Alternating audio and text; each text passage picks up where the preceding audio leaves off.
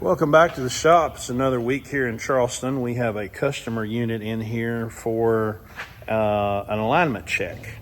So I'm not sure how well you can see this in the video, but this guy's having very irregular tire wear. It's on the inside edge the most, but it's also throughout the entire tire, both tires. What we've discovered is he's got pretty significant wheel bearing play on every single position. You can hear it. So this is a 2019 Mack presenting with bad tire wear. Customer talked to Rocky. Rocky said to bring it up here and check and make sure that it was not loose wheel bearings. And the answer is Absolutely loose wheel bearings. it was horribly loose drive wheel bearings. Were the steers loose? No. They weren't. So just the drives. So the drives, it's kind of hard. Let's see. These tires are in pretty bad shape there. You can see, we can look over there too. Just a lot of cupping, a lot of bad tire wear. And basically what it came down to was all of the wheel bearings on the rear end were loose. Kyle rotated the tires and tightened up all the bearings. And now the truck should be in pretty good shape to roll. So this truck also needs tie rods so we can align it, and it should be in pretty good shape after that. Good morning, we're back in the shop. Got a Peterbilt in here. This is a customer truck. Replace this part right here because he went to a truck stop and tried to have shocks put on and they melted the wrong piece. Now, I have been known on many occasions to say that it can't be tight if it's liquid. However, what you can't do is set the wrong part of the truck on fire when you're trying to get a bolt out. So we got to pull this out. We've got new U-bolts. Replace this piece, get it back together. Don't think it's going to be a too terribly bad job, but I'm going to have to go get the fire axe and cut off those U-bolts.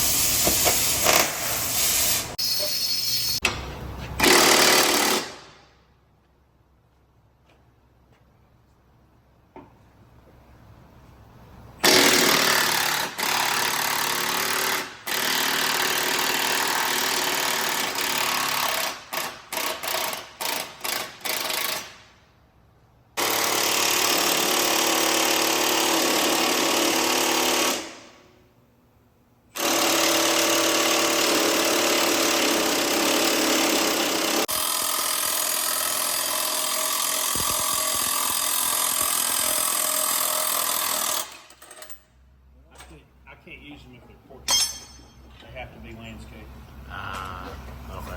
And you have to be landscaped before you start recording, because right now, if you're still on portrait, Stop.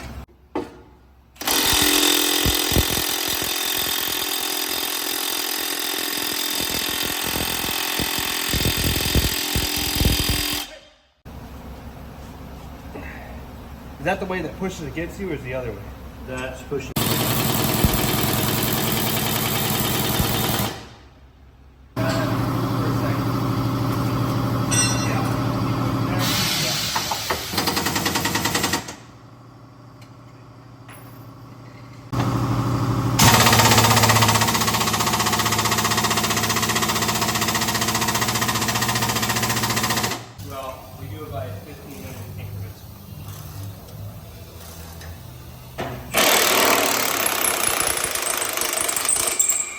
Well, this has certainly turned into an ordeal.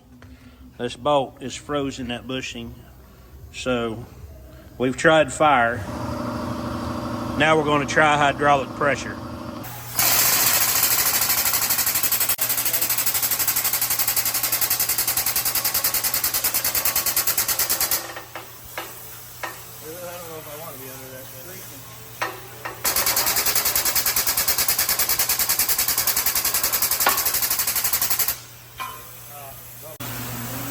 Go ahead and hit that button. Yeah, get that milk.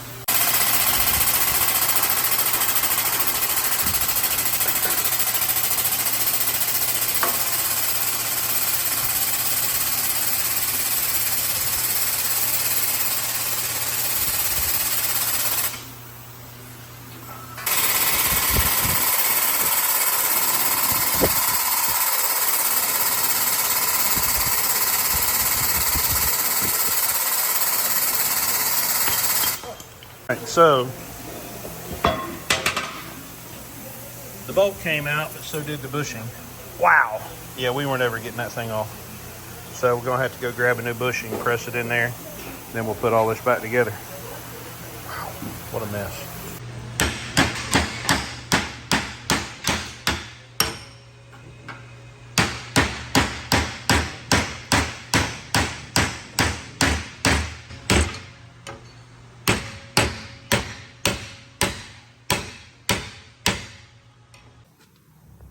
All right, so this is the next morning. We had to wait for a bushing.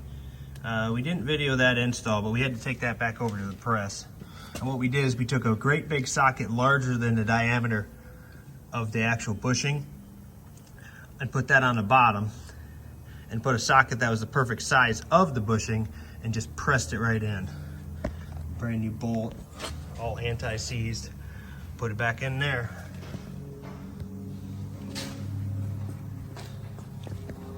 All fully installed. Back in the shop here on Monday morning. Got a couple of straight trucks to look at from my buddy Blake. He's got one. This one here is lit up like a Christmas tree. All the lights are on D-rate. This one, we're just going to do kind of a front to back, top to bottom inspection. Look it over, check the suspension. They got a little under 300,000 miles, but these are non-CDL box trucks. And they live a pretty hard life. So just going to go through and look them over, give him a report of anything that needs addressed, and hopefully get the downtime down on these things because they are constantly in the shop. All right, what we got here? Let's hit. Okay. Good grief. Abnormal rate of change. Data valid but below normal average, moderately severe level. After treatment, diesel particulate fluid differential pressure. Data valid but above normal operating range. And then a bunch of inactive. All right, so I paused on the inspection. I went ahead and got the computer hooked up here to this one to find out why the lights are on, and we have issues. All right, so this right here is the crossover. And we have a lot of wet soot in here. You look in there, look in there. So we more than likely have coolant getting in here, which would be indicative of a bad EGR cooler. So I talked to Chase at DPF Alternatives. He advised me to pull the filter and check the downpipe and see if that coolant is making its way down here, because if it has, it can create excessive pressures in here, which can destroy the filter and the DOC. So that will be my next mode of operation. So I just got a little nugget from the owner of this truck. This truck was in the shop 2 days ago, and they said it was fixed. But you can clearly see and smell. That's 2 bolts and a clamp.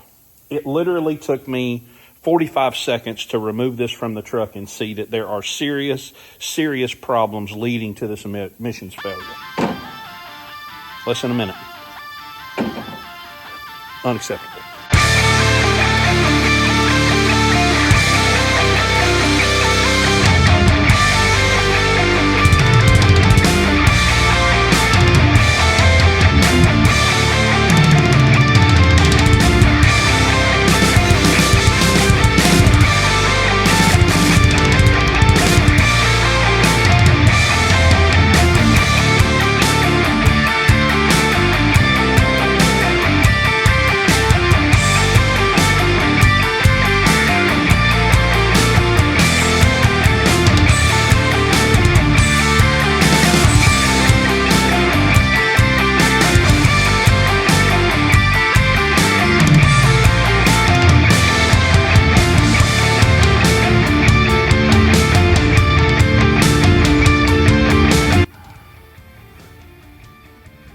Downpipe appears to be dry. All right, so I got the canister out. The downpipe was clear of fluid, so I'm gonna send this down to DPF Alternatives and have them go through it, check the filters and make sure there's no damage, make sure the filters are cleanable. Now I gotta start getting some of this stuff out of my way so I can get to that EGR cooler, which I'm sure is gonna be just loads and loads and loads of fun.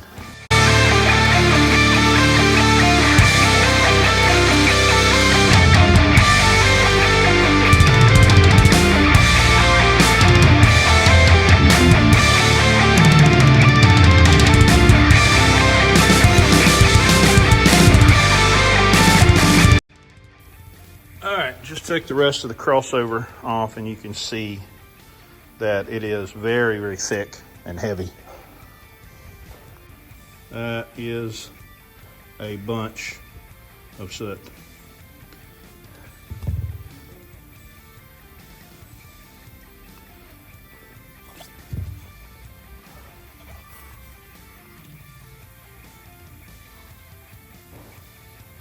Yeah, I would say we have a bad EGR cooler.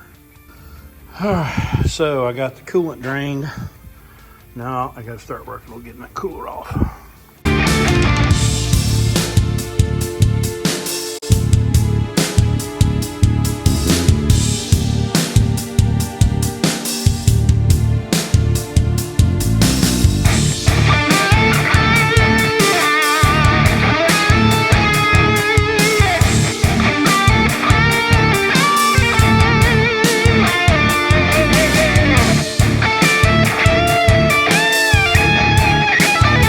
All right, so phone calls interrupted my video recording, but we have a solution. All right, so this is the EGR cooler. So this is the inlet side that comes from the turbine. You can see that it's dry. And there is the outlet side, and it is wet. Bad EGR cooler confirmed. All right, we are back in the shop. Kyle's here, ready to work. I did all that EGR stuff on that one yesterday. So this one here, I started to do the inspection yesterday, so we're going to do that today. So basically, what we're after here is just kind of a top to bottom, back to front, because as you can imagine, this truck has been rode hard, put up wet, non-CDL drivers, excessive idle time. They have probably drove it like they stole it.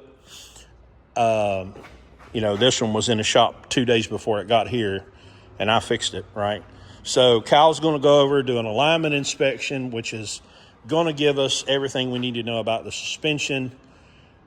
Then we'll check it out. We're going to diesel force clean it. So kind of like a DOT inspection and kind of just giving them a report on what kind of shape this truck is in, because these things live a hard life. I think both of these got like 250,000 miles on them, and they have been abused most of their existence. So, well, we're going to start with kingpins and suspension and all that.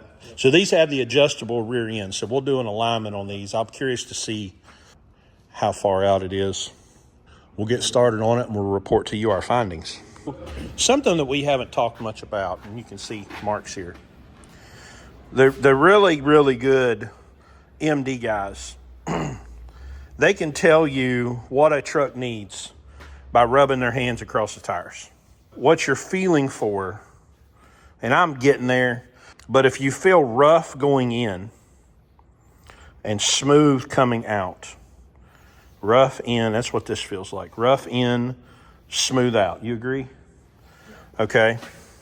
So rough in, smooth out. What that means is that it's like that, right? So that tells you that that tire is towed out because it's going down the road like this. So it's going to leave smoother, lower tread on the inside. Smooth. So this is rough in, smooth out. So smooth out is toe out. Now let's go feel this one here. See what it feels like. I think that's also smooth out. You agree? So this is also smooth out, okay? So that means that this tire is towed out. The other side is towed out. So that means when you're driving this truck, it's going to be darting kind of back and forth. It's going to, it's not going to want to go straight. It's going to constantly go left. I bet when you hit bumps with this thing, it'll take the steering wheel out of your hand. Because we want them to be towed in a 16th. Yeah. One tire is going to be constantly fighting for control. Yeah. So this thing would be a handful to drive. Now, we don't see any, I don't know how old these tires are. They're not very old. So we don't see feathered wear. We don't see cupping. But that tire has not been on there very long. What is that, 11R? That's a Michelin. Oh, it's a Line X 11R. So it's got good tires on it. But we can already tell just by feeling the tires that the truck is towed out and needs the toe adjusted. Then we'll go back here. It's a little harder to feel on these. It's a little smoother. It's probably underinflated. Right, so we're in the process of changing kingpins on this truck, and we got a better look at the leaf springs. And the leaf springs are actually, the other side, it's kind of hard to see it now, but when we had it jacked up, the leaf spring was completely straight across, and the other side was actually curving up. And the whole truck was leaning to the driver's side. So we got ourselves some new leaf springs. Got it jacked up on the frame in the front. We're about to take the axle off and start changing the leaf.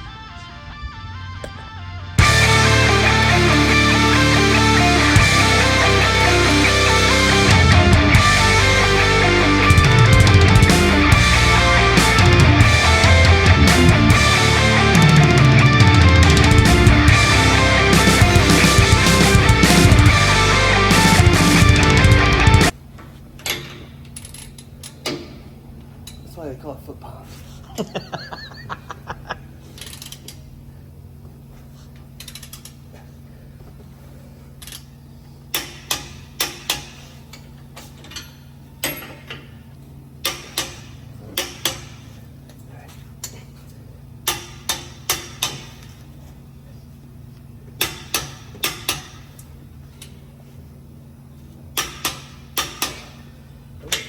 All right, so I finally got the parts so I can put those kingpins back together. It only took 6 months or something like that. Felt like it at least. I'm gonna show you how to do that.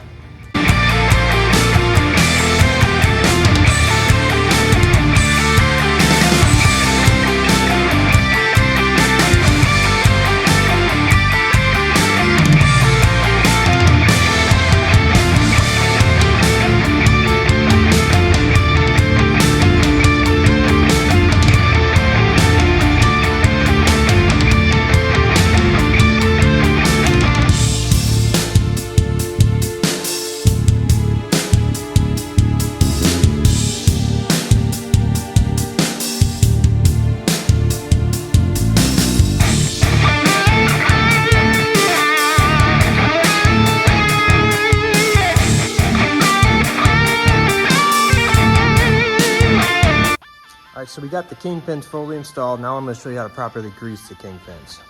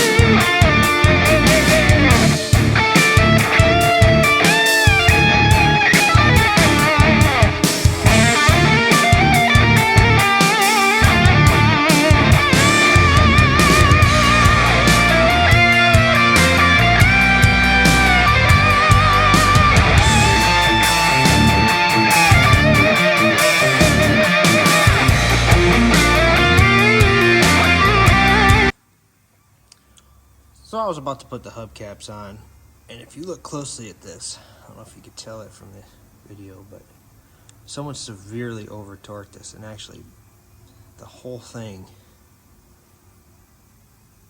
on every fastener hole is over torqued, so it just bent the whole thing. So we're gonna go get a new hubcap because I don't believe this will seal. All right, so I got the new hubcap, new gasket. Something I would like to add.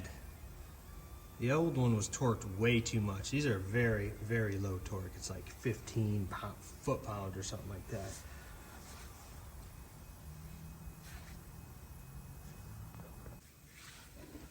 So I'm not going to be torquing these, but I got my Milwaukee Impact, and it's set on the very lowest setting. I can literally hold it with my hands. You know? So it's not much torque at all. Because you will bend these, you will break them.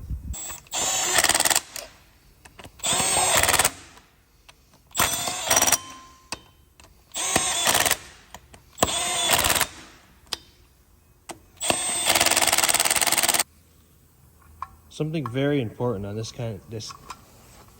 this type, that spring's got a weird shape to it. You gotta make sure that this piece is facing away from the hub. We actually had to change the other side because this was installed incorrectly. It dug into the hub and it destroyed it.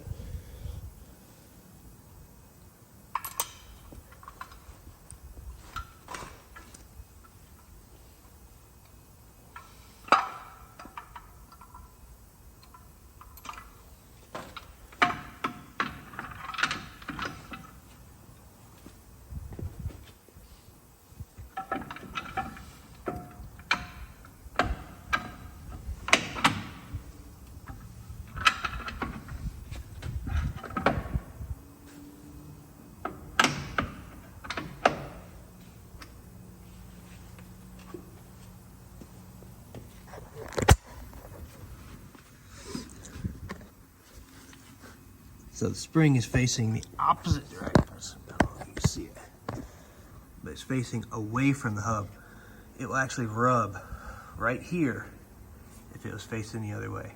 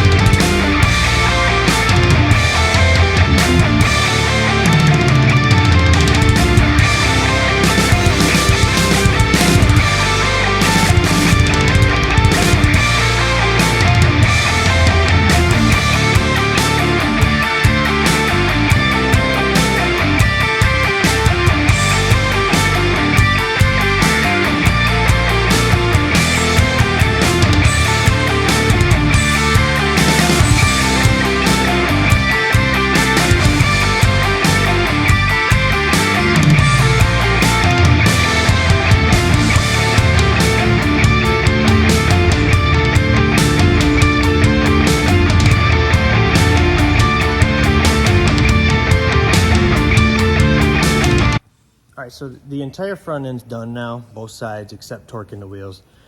Because of the size of the jacks that I use, I'll show you that in a second, I can't get them out of the truck, so I'm going to show you how to do that. So these are the jacks that I used. So what I'm going to do is jack it up a little bit further, add some wood. I'm actually going to add another one. And then just slowly roll it off those pieces of wood.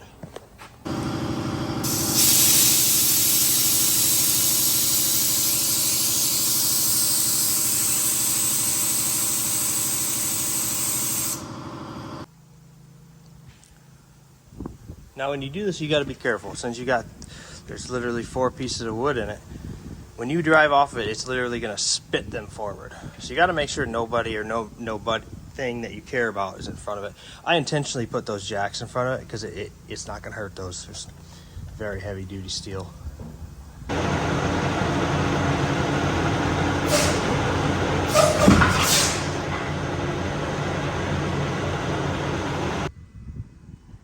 All right, so the front end's completely done. Everything that we're doing to the truck suspension-wise is done.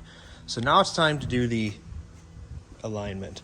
I already took off the catwalk to get access to the torque box. Because, I don't know if you can see this, even though the torque box seems to be in okay shape, this axle, this forward drive axle, is shifted over off center an entire inch. So I'm gonna have to loosen all these bolts, front, back, a little bit of a pain in the butt, and try to get this shifted over.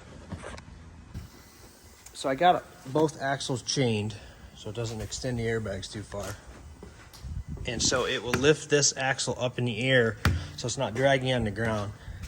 Then we'll loosen all the bolts on the torque box and try to slide it over with the port power.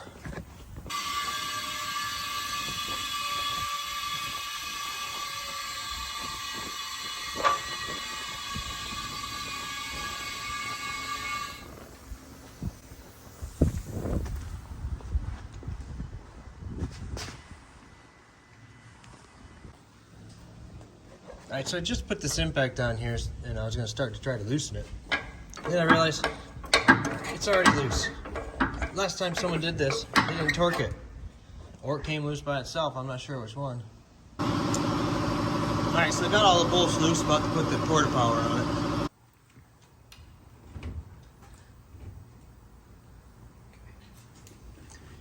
All right, that moved it within about 1/8 of an inch off center, so we're gonna call that good enough. I can't get it to move anymore, and I can adjust the alignment from there.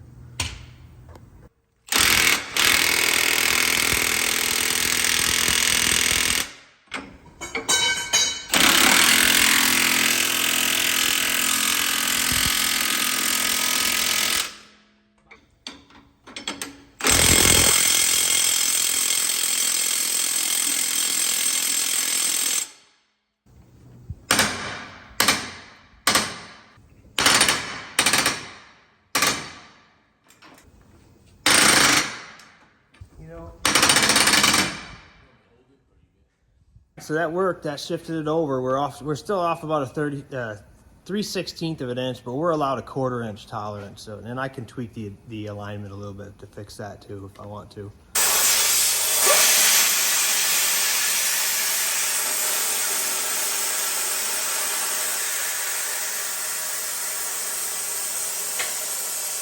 All right, so I didn't show the alignment on this one, but the thrust angle on both drive axle was off, and the tie rod was a mile off. So what I did, put a 32nd inch shim in this one, which pointed the rear drive slightly more to the right. And this front drive was pointed way too far to the left. So I put an 1/8 and a 32nd in here, which pointed it more to the right. It's still pointed to the left, but just about a 1/2 inch now. The toe was off significantly. We changed the tie rod assembly so that we got it as close as we could on the table, and then, obviously fix it here. So it's good to go. Well, it's the end of another week in the shop. We had a pretty busy week. Just got done with this big classic. Was in a couple of weeks ago for an alignment, and it needed kingpins. So we did kingpins, tie rods, adjusted the front axle, got it all taken care of. You're gonna have to wait till next week to see this when we're waiting on parts to come in for the EGR cooler. We'll finish up the alignment, do a diesel force cleaning, also waiting on parts for that. So that will conclude this week's episode, and we'll be back with you next week.